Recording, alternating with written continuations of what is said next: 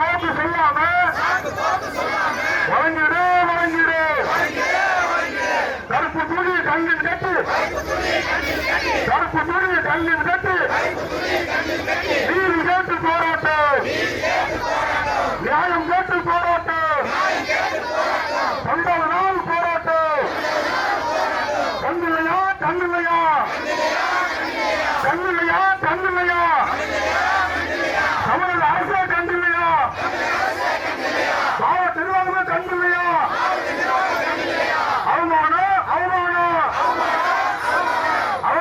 தமிழக அரசுக்கு அவமானம் தமிழக அரசுக்கு அவமானம் மாவட்ட நிர்வாகத்துக்கு அவமானம் வழங்கிடு வழங்கிடு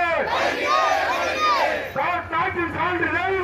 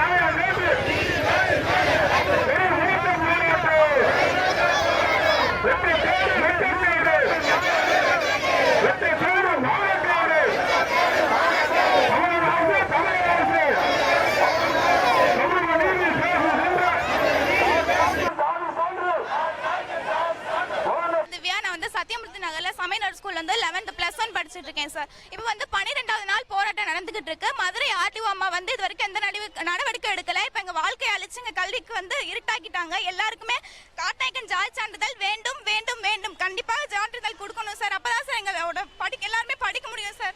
ரொம்ப கஷ்டப்படுறோம் சார். சான்றிதழ் இல்லாம 12 நாள் ஆயிடுச்சு சார். ஒரு முடியுமா இன்னும் சொல்லல சார். இப்படியே இருந்தா நாங்க என்ன சார் பண்றது?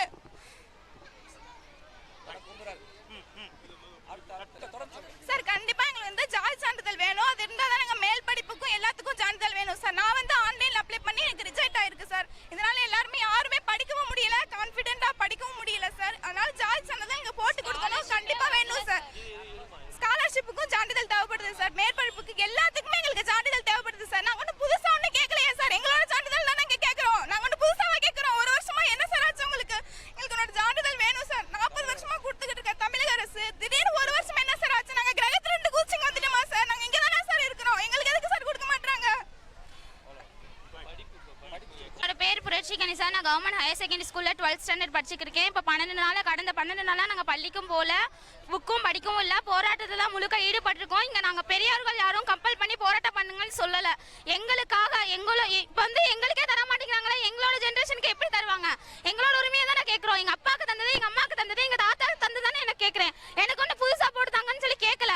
என்னோட இடத்தை நான் விட்டு தர மாட்டேன் சார். இப்போ வந்து சர்டிஃபிகேட் எனக்கு வேணும். கம்யூனிட்டி சர்டிஃபிகேட் வேணும். கொடுத்தாதான் எந்த ஒரு இதுவுமே தருவாங்க.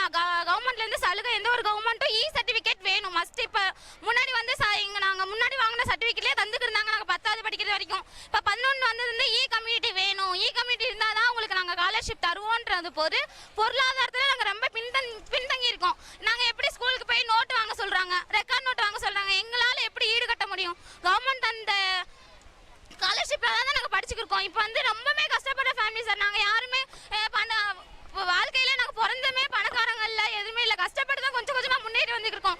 இன்னுமே நாங்கள் முன்னேறி வரணும். அதுக்கான முயற்சியை தான் மாணவர்களாகி நாங்கள் பண்ணுறோம். ஆனால் அது கவர்மெண்ட்டுக்கு பிடிக்கல போல.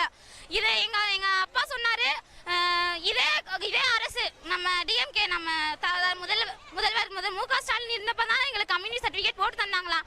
அதே ஆட்சி தான் இப்போ இருக்கு. ஆனால் இப்போ எதுக்கு எங்களுக்கு மறுக்கிறாங்க? கடந்த 1.5 வருஷமா எங்களுக்கு தர மாட்டேங்கிறாங்க. அதுக்கான தகுந்த காரணம் என்ன?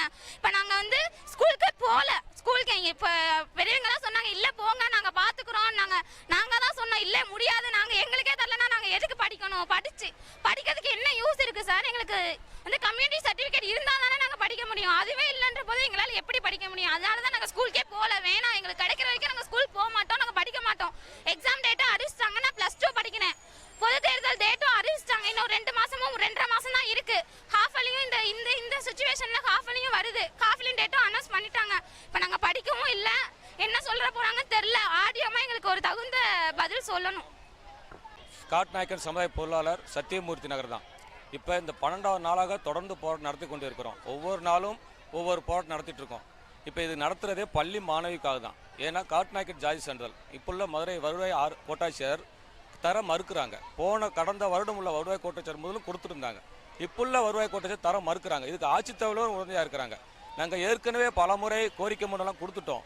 டிசி கேட்டு கொடுத்துட்டோம், பள்ளி புறக்கணிப்பு செஞ்சு கொடுத்துட்டோம், பட்டினி போராட்டம் என்னென்னமோ போராட்டம் பண்ணிட்டோம். 12 நாள் வரைக்கும் எல்லாரும் சாக போகிறாங்க. ஒவ்வொரு ஆளுக்கும் பட்டினி போராட்டம் தான். கல்வி மாணவர்கள் 12 நாள் பள்ளியிடம் போகலை. இப்போ ஆஃப் இயர் எக்ஸாம் வரப்போகுது.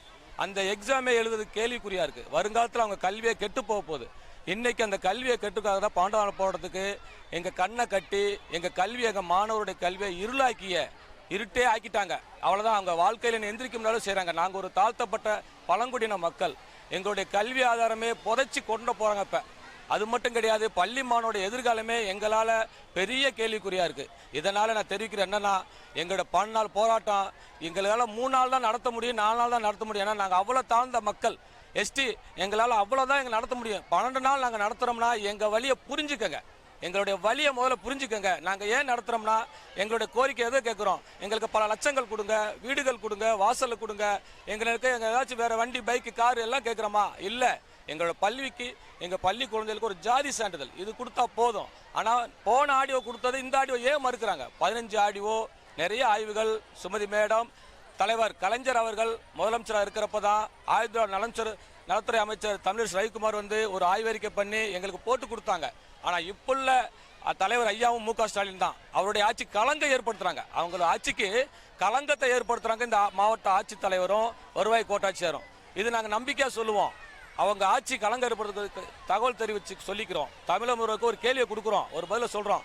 நீங்கள் உடனடியாக தலையீடு செய்யணும். ஏன்னா உங்கள் ஆட்சி களங்கம் ஏற்படுத்துறாங்க. ஐயா தலைவர் கலைஞர் கொடுத்த ஜாதி சான்றிதழை இவங்க தட்டி பறிக்கிறாங்க. உங்கள் கவனத்துக்கு நீங்கள் எடுத்து செல்லுங்க, உங்கள் முதலமைச்சர் கவனத்துக்கு எடுத்து செல்லுங்க. கல்வித்துறை அமைச்சர் அன்பில் மகேஷுக்கும் சொல்லிக்கிறோம், ஆதிதிராவிட நலத்துறை அமைச்சர் மதிவேந்திர சாருக்கும் சொல்லிக்கிறோம்.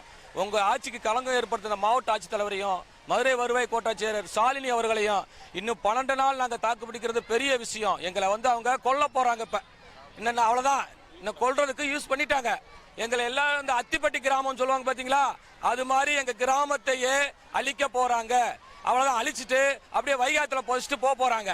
இதை தமிழக முதல்வர் தலைமைச் செயலர் தாழ்த்தி கேட்டுக்கிறேன், அவங்க கவனத்துக்கு கேட்டுக்கிறேன், காலம் பதிந்து கேட்டுக்கிறேன். எப்படியாச்சும் நீங்கள் உடனே தலையீடு செய்யுங்க. நீங்கள் நினைச்சா முடியும். ஏன்னா உங்களுடைய ஆட்சியில் தான் கொடுத்தாங்க. உங்கள் பேரில் நாங்கள் சொல்லிட்டு இருக்கோம், எங்கள் பேரம் பேத்திக்கெல்லாம் சொல்லிட்டு இருக்கோம். ஐயா கலைஞர் கொடுத்தது கலைஞர் கூட சொல்லிட்டு இருக்கோம். இப்போள்ள முதல்வர் கல்விக்காக எவ்வளவோ கொடுத்துட்டு இருக்காரு.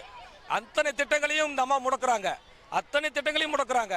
இதெல்லாம் நீங்கள் கவனத்தில் எடுத்துக்கொண்டு எங்கள் பள்ளி மாணவர்களே நீங்கள் படிக்க உதவு செய்ய வேண்டும். அவங்களுடைய வாழ்க்கை தரத்தை நீங்கள் எதிர்பார்க்க வேண்டும்.